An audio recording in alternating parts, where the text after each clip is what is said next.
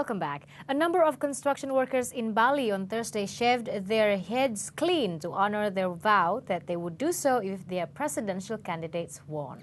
Jokowi Widodo and Yusuf Kala have been declared the winners of Wednesday's election by most quick counts.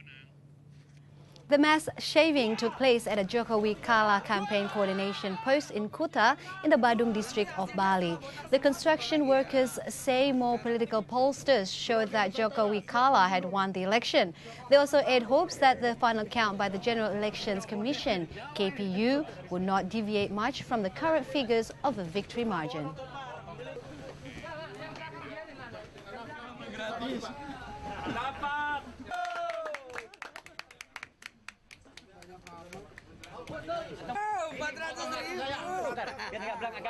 Agak mundur dikit ya.